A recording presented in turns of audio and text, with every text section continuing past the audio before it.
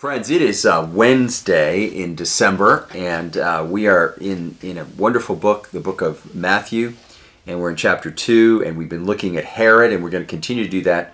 We're going to look at verses 16, 17, and 18. There's a lot of content here just in these three verses. So let me read them for us, and then we'll go forward from here. When Herod saw that he had been tricked by the wise men, you remember that the wise men had asked where the child was, learned from the scholars whom Herod had brought together that the child was to be born in Bethlehem, gone to Bethlehem, met the child and the Holy Family, Mary and Joseph, and then had recognized that there was something evil and wrong in Herod's intention, that he wasn't being truthful, that he wanted to come and honor the child. So rather than bring the intelligence back about the child and his exact location, they went home by another way, and he saw that he'd been tricked. He was infuriated. Remember I said he could have psychopathic rages? He sent and he killed all the children in and around Bethlehem. Infanticide. He committed a kind of mini genocide by killing all these children. All the children who were 2 years old or under, estimating the time that he'd learned from the wise men.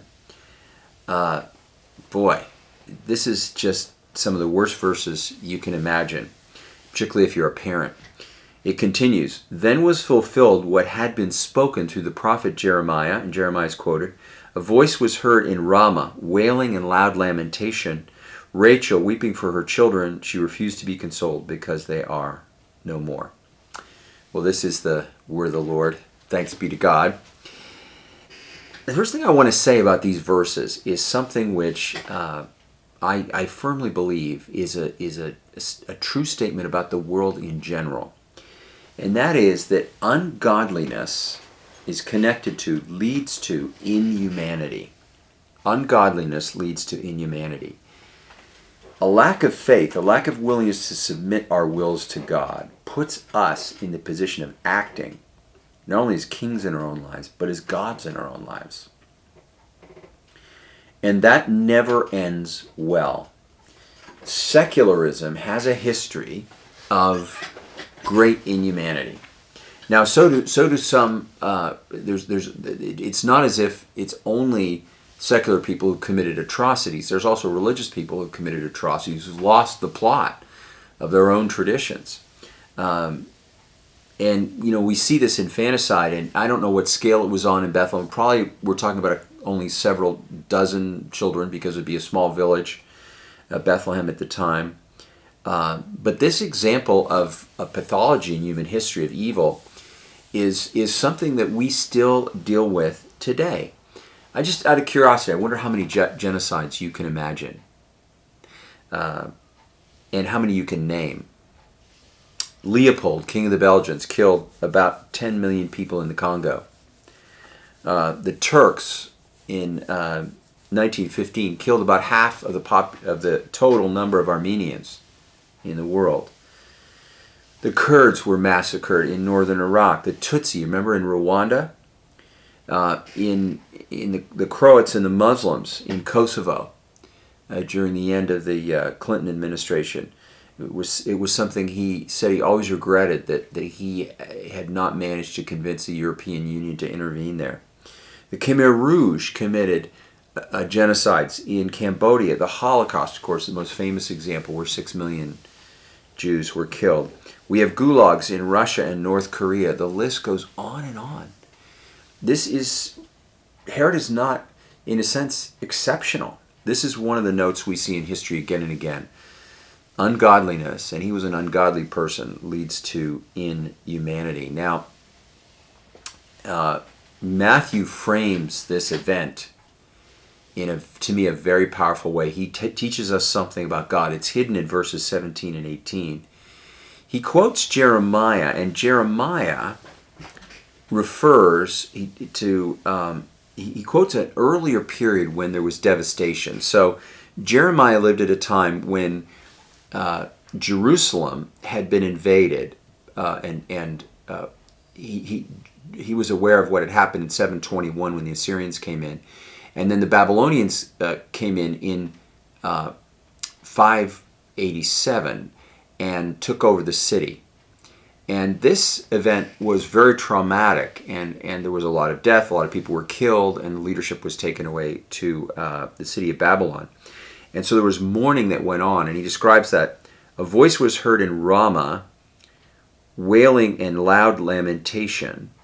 Now, Rachel was weeping for her children. So Jeremiah the prophet does an interesting thing to describe the suffering in 587. He calls into witness one of the matriarchs of Scripture.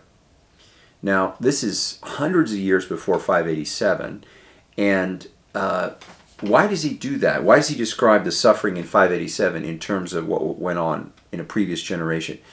He's claiming that the people of God are a community that crosses the boundaries of space and time. That Rachel's suffering, Rachel lost a child in childbirth, and so she became a symbol for the grief that happens when children die and when devastation happens to a community. And so he's making her an ancestor that's brought into witness.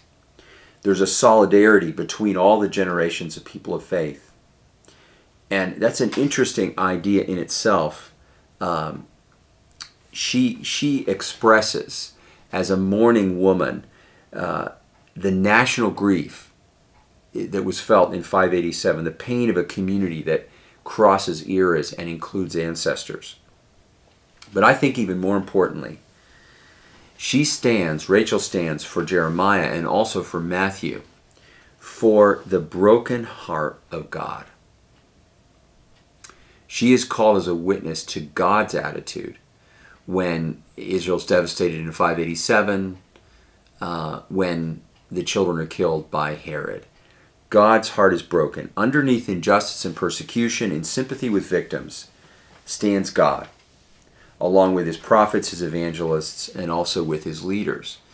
Now, how do I know that, apart from just a quote, a suggestion that Matthew makes to this effect? Well, I know it too because as the Gospels goes on, Jesus also mourned. He also entered the Rachel role. He did it, we see, with his friend Lazarus. He raised dead children to life. Parents who were in awful grief because they'd lost a child were suddenly in a position of joy and relief to see a child revived. And also Jesus condemned anyone who, like Herod, mistreated children. He said eventually they would have to deal with him, and it would be better to have a large rock like a millstone around their neck and be thrown into the sea than to suffer what they would as a punishment for harming any of God's little ones. In these ways, we see God's true attitude toward those who take advantage of children. Friends, this is the word of the Lord. Thanks be to God.